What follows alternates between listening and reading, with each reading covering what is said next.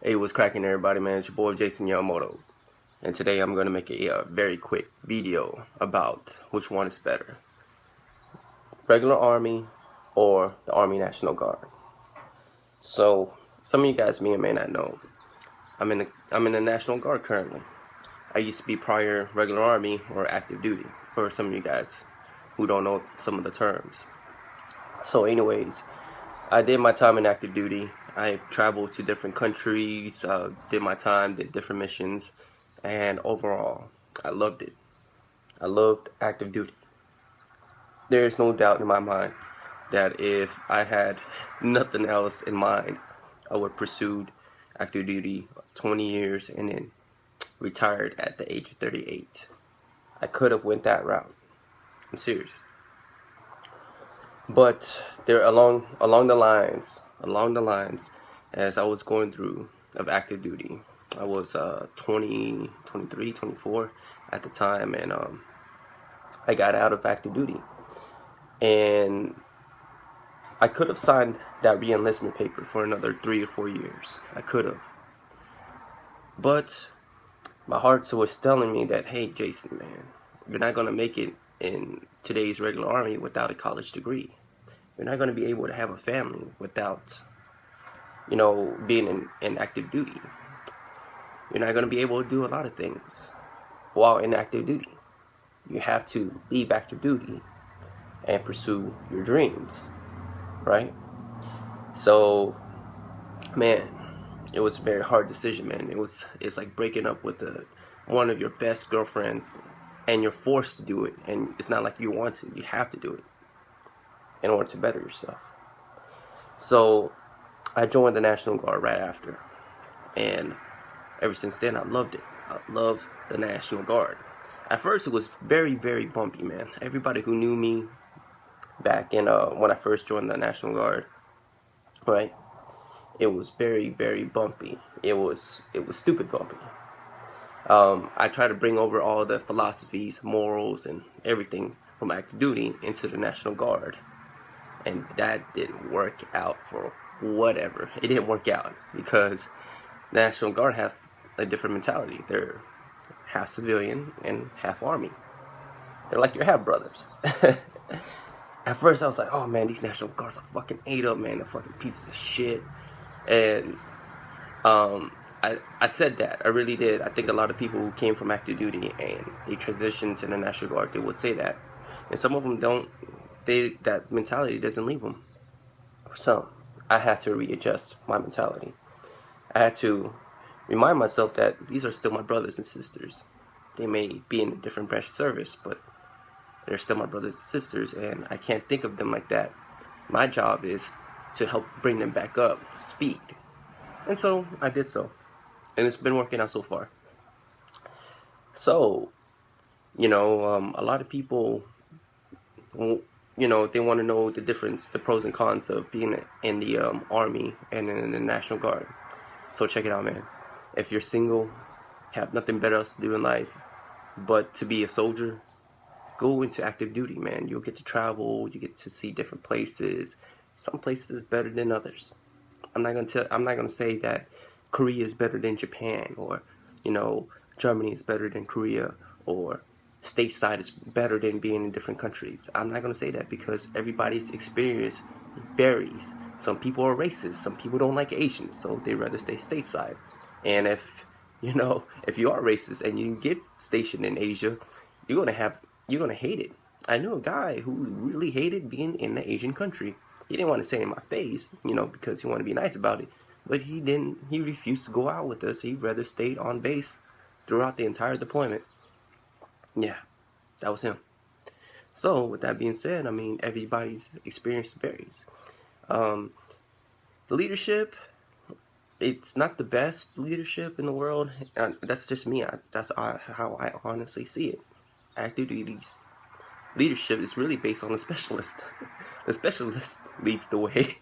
The sergeant just makes decisions. That's all it is. And time to time they just do the inspections to tell you how much ate up you are. But the specialist took care of you. You know.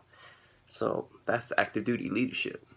It is what it is. I can't say who's better, who's You know, it's really political. So be prepared for politics. If you're not into politics, you're gonna hate politics and regular army. That's all I gotta say. Take advice from all your specialists and stay strong with the E4 Mafia. Even if you pick up sergeant, stay strong with the E4 Mafia. All right.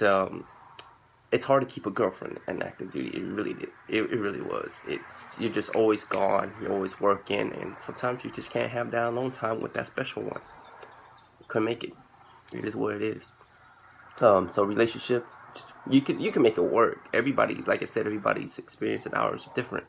Mine, it was just a lot of hours and a lot of partying, and couldn't have a girlfriend. Let's see. Another one was I wanted to have a family, but the amount of schedules, like I said, it's hard to have a family. But if you're married to another soldier, which to me, I couldn't bring myself to do it. You know, dating another soldier, that's just me. But like to date, a civilian at the time, it was pretty hard. You know, because the scheduling. And if you wanted a family, I saw the divorce rates in the army, and it wasn't good. So I was always scared to get married in active duty. So if you're planning to have a family, or you already have a family, I'm telling you, the hours will be tough on your family. It'd be really, really tough on your family. So that's definitely a thing that you have to really consider. Another thing of active duty, what I loved about it, or what I found that I didn't like about it, I meant, let me see, there was one more thing. It was the fact that it was hard for me to pick up rank as E4. Transition to the E5. It was really hard. Not because the board was hard, not because the inspections were hard, not because the APFT or the rifle qualifications were hard. It was the fact that today's generation, people are coming in with bachelor's degree, master's degree, even just associate's degree, and they already have a one up on you, one up, and I can't compete with that. Like let's say I'm on the list, like top 5. I'm the top 5 to get promoted, right? Then a guy with a bachelor's degree, he doesn't get as much good scores as I do, but he completes his correspondence courses and he has his college degree. Comes in, he blows me out the waters. How can I compete with that? And it's every year, man. Every year I can't compete with that. No matter how hard I try, these kids with college degrees are just beating me up. I just couldn't get promoted. So that's the only thing I just couldn't stay in the army long enough, unless I was going to be E4 specialist, career specialist for the rest of my life, and I couldn't do that. So, there's a lot of things, a lot of factors why I moved out of regular army. Being in the National Guard is great. The pay isn't great in the National Guard. I tell you what, they pay you literally just a third or a fourth of what regular army pays you, right? Unless you go on a bunch of missions or you become active guard reserve, whatever, or you're on orders, right? And then that's when you start getting paid again. If you rely on the National Guard to get paid, you're not going to get paid. That's just get the money out of your mind. In the National Guard, you're just going to get a little bit, right? But being in the National Guard, I was able to go back into college. Being in the National Guard, I'm still able to serve. Currently, I work as a mess sergeant, E6 staff sergeant, in the Army. And not only that, I get to do on guard part-time to help me with some of the income to help pay for the bills and stuff while I go to college. Not only that, being in the National Guard allows me to have a family and still serve my country, right? So I get the whole package being in the National Guard. I don't make the most money like I used to back in active duty, but I was only making in active duty, I was only making what, $2,400 a month. So I wasn't really pulling in a lot of money. $2,400, I make that now, and I'm in the National Guard. See, so with that being said, is it better to be in the National Guard or being in active duty? It really depends on your status of being single or married. Because if you're married, you have a lot more packages and a lot more burden to carry on your back.